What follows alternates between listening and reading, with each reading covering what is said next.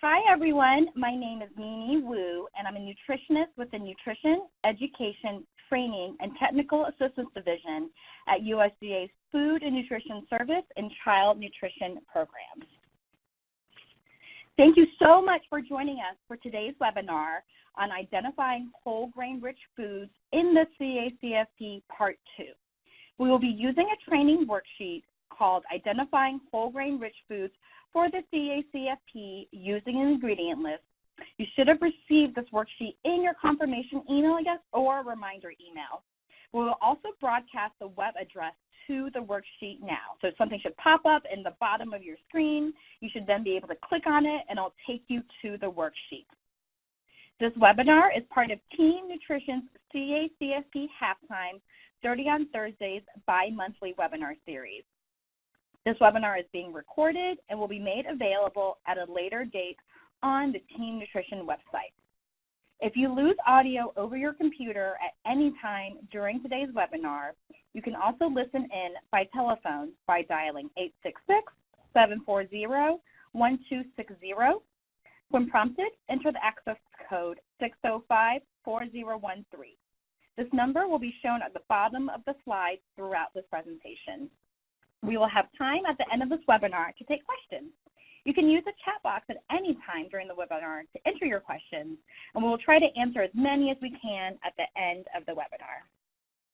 So let's get started. Today's topic is identifying whole grain-rich foods for the CACFP Part 2, and we will go into more detail about some topics that were first introduced in the CACFP Halftime webinar from October 2018. That webinar is titled Identifying Whole Grain-Rich Foods for the CACFP Using an Ingredient List, and you can find a recording of this webinar at the web address listed on the screen. We will also send out this link in the post-webinar email. So today we will start with a very quick overview of whole grain-rich requirements for the CACFP and discuss the different ways to tell if a food is whole grain-rich. We will then do a review of the Rule of 3, which is something we talked about really in depth in October's CACFP Halftime webinar. And then we'll spend the rest of our time together talking about how to treat flour blends on a food's ingredients list when using the Rule of 3. For those of you who have not yet viewed Part 1 or need a refresher, let's start now with a brief overview of the whole grain-rich requirement in the CACFP and how to tell if it's whole grain-rich. So, in the CACFP, grains served for at least one snack or meal every day must be whole grain rich. This applies only to children and adult participants in the CACFP. Infants are not required to be offered whole grain rich foods, but of course you're welcome to serve whole grain foods to infants if you want. Whole grain rich means at least half of the grain ingredients in a grain food are whole grain ingredients, and the remaining grain ingredients are enriched grains, bran, or germ. Foods that have only whole grain ingredients and no other grain ingredients, such as brown rice, quinoa, oatmeal, etc., are also considered whole grain rich. Whole grain ingredients have all parts of the grain kernel intact. This means that the nutrients that are naturally in the bran and germ are still in the food. Enriched ingredients mean that the bran and germ are removed during processing, and then some vitamins and minerals are added back into the food. There are many different ways to tell if a food is whole grain rich in the CACFP. You can use any one of the methods that are written here. The food does not have to meet all of the methods to be considered whole grain rich. It just has to meet one. Some states may have stricter or other standards for identifying if a food is whole grain rich, so please check with your state agency or sponsoring organization if you have questions about which method you can or should be using. Some methods you can use to tell if a food is whole grain rich in the CACFP include if the food is found on any state agency's WIC-approved whole grains list or marked as an approved whole grain food on the WIC list. This does not have to be your state. It can be listed on any state's WIC-approved foods list. Or if a certain food, such as bread, rolls, buns, macaroni, spaghetti, or vermicelli, are labeled whole wheat, entire wheat, or graham. So, for example, a food that says whole wheat rolls, entire wheat bread, or graham buns, if you see those words on the package of your food, you'll know it's whole grain rich.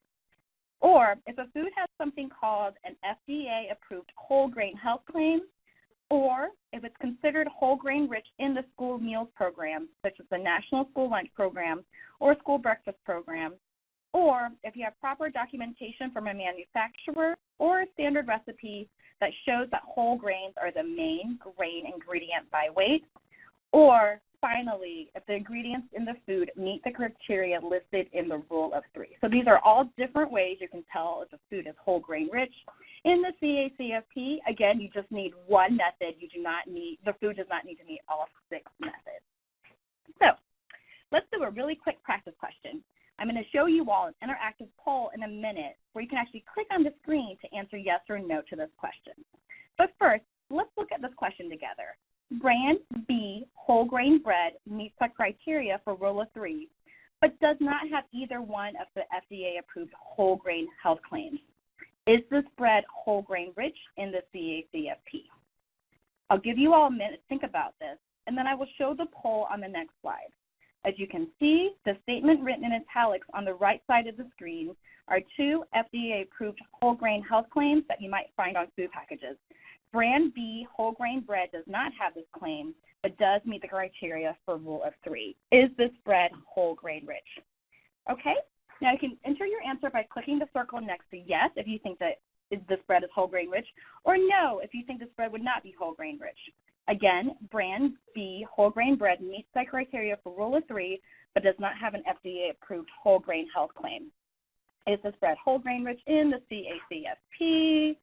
Oh my goodness, that is marvelous. Okay, nice work, everyone. The answer, as many of you responded, is yes, this bread is whole grain rich. It meets the Rule of 3, and again, the Rule of 3 is just one of the ways you can tell if a food is whole grain rich. Again, if it's just one method shows that a food is whole grain rich, then it's whole grain rich in the CACFP. The food doesn't have to meet all the methods, it just needs to meet one of the methods. All right, let's do another knowledge check. Again, I'll show you the poll so that you can, in a minute, so that you can submit your answers by clicking on a response. But again, let's look at this question together. Brand T tortillas are listed on your state's WIC-approved foods list as an approved whole grain food, but it does not meet the criteria for Rule of 3. Are Brand T tortillas whole grain rich in the CACFP? Again, I'll give you a second to think about this, and then I'll show you the poll on the next slide. And again, the question is, you see Brand T tortillas are listed on your state's WIC-approved foods list as an approved whole grain food, but if you look at the ingredient label, the tortillas don't meet the Rule of 3. Are these tortillas whole grain rich in the CACFP? Okay, go ahead and enter your answers by clicking the circle next to yes if you think these grains are whole grain rich, these tortillas are whole grain rich, and no if you think these tortillas would not be whole grain rich. All right. Nice work, everyone. The answer, as many of you responded, is yes, Brand T tortillas would be considered whole grain rich in the CACFP. It is listed on your state's WIC-approved foods list as an approved whole grain food, and any food listed on any state's WIC-approved list as an approved whole grain are considered whole grain rich in the CACFP. So, just like the previous example, remember that if just one method shows that a food is whole grain rich, then it's considered whole grain rich in the CACFP. Again, the food does not need to meet all the methods to be considered, just one is enough. So finally, just another reminder that some states may have other standards for identifying if a food is whole grain rich. So for example, on our last webinar, one state requires that all ingredients in a whole grain rich food be whole grain or enriched, not just the first 3 ingredients. So if you have any questions, we encourage you to check with your state agency or sponsor to see which methods you can or should be using to determine if a food is whole grain rich. So now, let's take a closer look at the Rule of 3. The Rule of 3 was the focus of the Identifying Whole Grain Rich Foods Using Ingredient List webinar we held in October 2018, and you all asked some really great questions that we'll answer in a few minutes as we practice the Rule of 3. But first, as a very quick review, in the rule of three, you are looking at the first three grain ingredients in your grain food to see if your food is whole grain rich. In the rule of three, the first ingredient must be whole grain. If water is the food's first ingredient, then the next ingredient must be a whole grain. If the food has a second grain ingredient, it must be whole grain, enriched, bran, or germ. If the food has a third grain ingredient, it must also be whole grain, enriched, bran, or germ. And again, lists of whole grain, enriched, bran, and germ ingredients are listed on page 3 of today's handout. So you'll see it there. And when you're using the rule of three, if any of these non-credible grains or flours that you see on the screen, and they're also on page 3 of your handout, if any of these non-credible grains or flours are the first, second, or third grain ingredients on your grain item, then you cannot use the rule of three to determine if the food is whole grain rich. And again, these non-credible grains and flours can be found on page 3 of today's handout. Sometimes grain items have what we call disregarded ingredients. You can find these disregarded ingredients on page 2 of today's handout. Remember, that means you can ignore these disregarded ingredients when using the rule of three. So let's look at an example together, and then we can practice the rule of three with other examples. On the screen, you see an ingredient list for a pizza. It shows only the crust part of the pizza, since that's the part of the pizza that counts as a grain. If you look at this ingredient list and look at your grains chart, you know that this pizza crust is whole grain rich because the first ingredient, the whole wheat flour, is whole grain. The second grain ingredient is enriched wheat flour, which is an enriched grain ingredient. And then the third grain ingredient is wheat bran, which is a type of bran. This crust meets the criteria for the rule of three, so it is considered whole grain rich in the CACFP. So now let's practice with a quick knowledge check. Take a look at this ingredient list for crackers. Are these crackers whole grain rich? I'm going to leave this ingredient list on the screen for a minute because I know it's a lot of words to read. And then I will show you the poll where you can enter your response. So let's take a look together now. Are these crackers whole grain rich? Remember that the first ingredient, the second after water, must be whole grain, and then the second and third grain ingredients, if the food has them, must be whole grain, enriched, bran, or germ. And again, you can find the list of ingredients and their categories on page 3 of today's handout. Okay, let's take one last look at this ingredient label, figure out if it's whole grain rich, and now I'm going to show you the poll. Now go ahead and enter your response. Click yes if these crackers are whole grain rich, and click on no if they are not whole grain rich.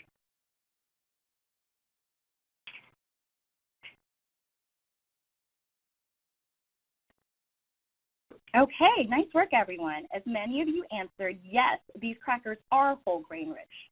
The first ingredient is whole wheat flour, which is a whole grain ingredient. The second grain ingredient is enriched wheat flour, which is an enriched ingredient.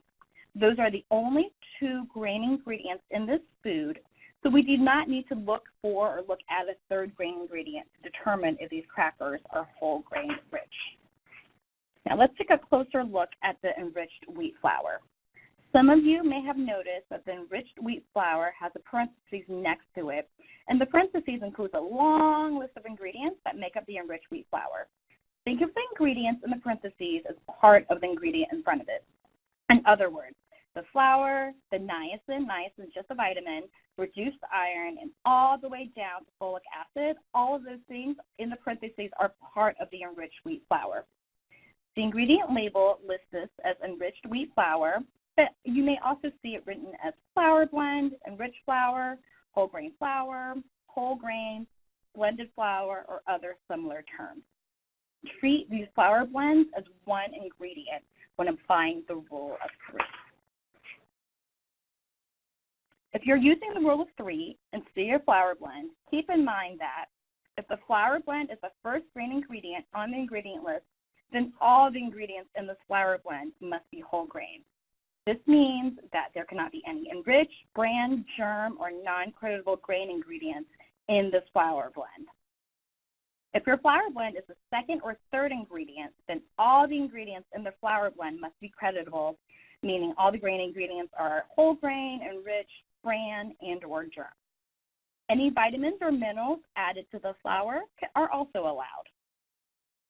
If there are non-creditable ingredients in the flour blend and the flour blend is the first, second, or third grain ingredient, then the entire flour blend is considered a non-creditable ingredient. This means you must use another method to determine if the food is whole grain rich. So let's go through some examples. Look at the ingredient list for a type of cracker on the screen. This ingredient list shows the first ingredient in this food, which is labeled whole grain flour blend. But just because the cracker company calls it a whole grain flour blend, it doesn't automatically mean that the flour blend is whole grain. A manufacturer can add a tiny sprinkle of a whole grain in a flour blend and call it whole grain. That's why it's important that when we see grain ingredients with the parentheses behind it, that we look to see if it's actually whole grain. So now, take a minute to go through the ingredients listed on the screen and decide if this flour blend is whole grain. I will leave it up here for a minute so you can take a look, and I'll show the poll where you can enter a response. So again, the question is this flour blend whole grain? And remember that for a flour blend to be considered whole grain, all the ingredients in the blend must be whole grain ingredients. Again, list of grain ingredients are on page 3 of your handout. Okay, go ahead and take one last look. Decide if this flour blend is whole grain. And now go ahead and enter your response.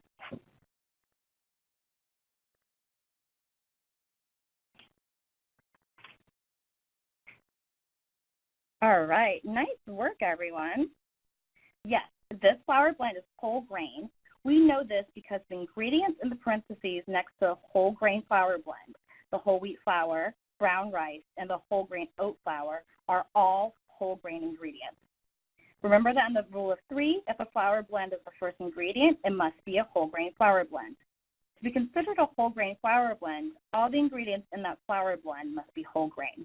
This flour blend meets that criteria, so we can look at the other ingredients in this food to see if it's whole grain rich. So now, let's take a look at the second grain ingredient in this cracker, the flour blend that is bolded and underlined on your screen. If the flour blend is the second or third grain ingredient, then all ingredients in this blend must be whole grain, enriched, bran, or germ. Take a look at this flour blend and the ingredients in the flour blend. So again, we're looking at the part of the label that's bolded and underlined, and decide if this flour blend is creditable. Are all the ingredients in this blend whole grain, enriched, bran, or germ?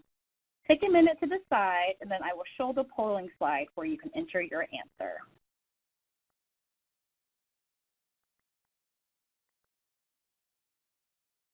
Okay, take one last look. Decide if this second flour blend is creditable, meaning it only has whole grain, enriched, bran, and or germ ingredients. Okay, now go ahead and enter your answers.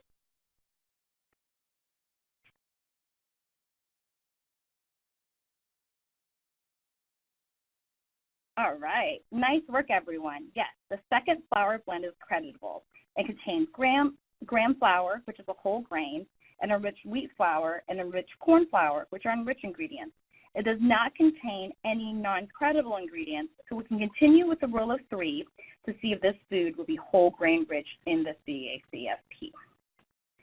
Okay, so now let's take a look at this label again, and let's look at the third grain ingredient and see if it's creditable. The third ingredient is not a flour blend. It is wheat bran, which is just a single ingredient.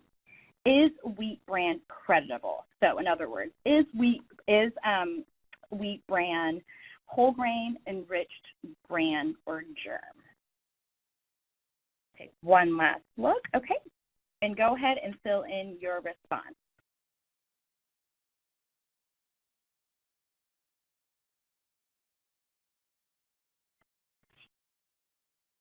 All right.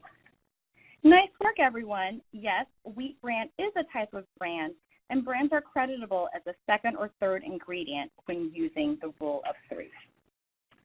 So now, let's put it all together. Is this cracker whole grain rich in the CACFP? We said that the first flour blend or ingredient is a whole grain.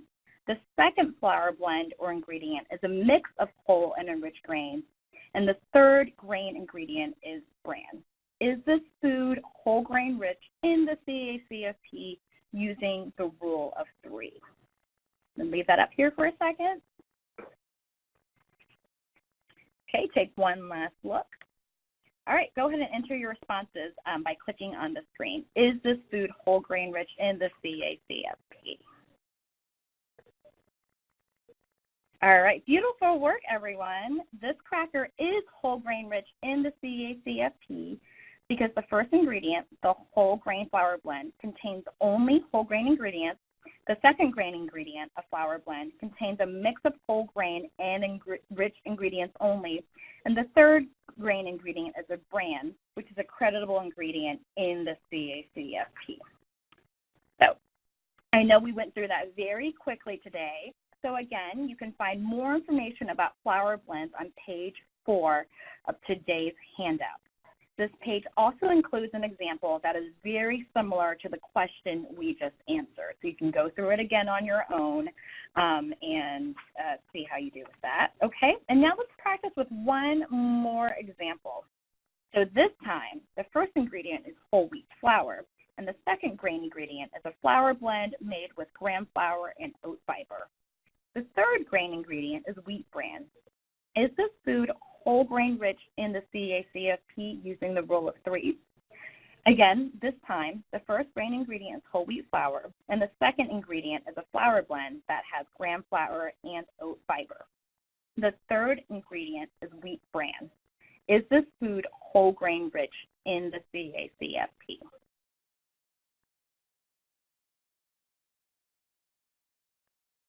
Okay, leaving it up there. Okay, take one last look. Go ahead and submit your answer. Is that food whole grain rich in the CACFP using the rule of 3?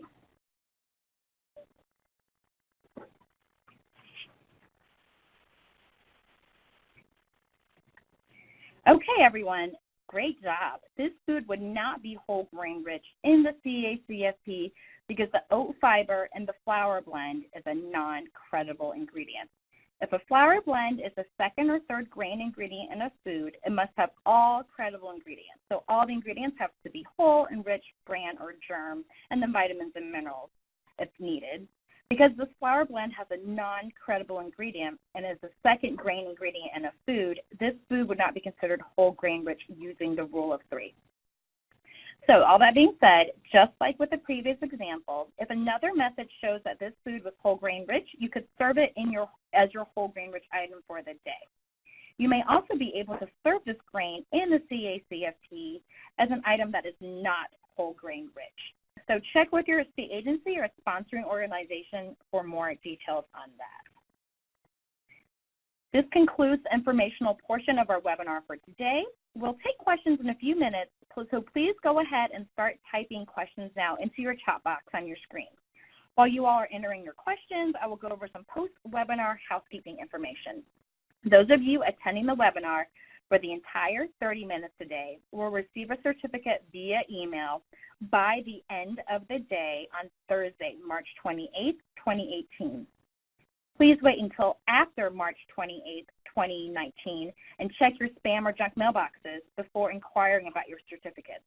If you're viewing the webinar with multiple people, you can print out a certificate for each person.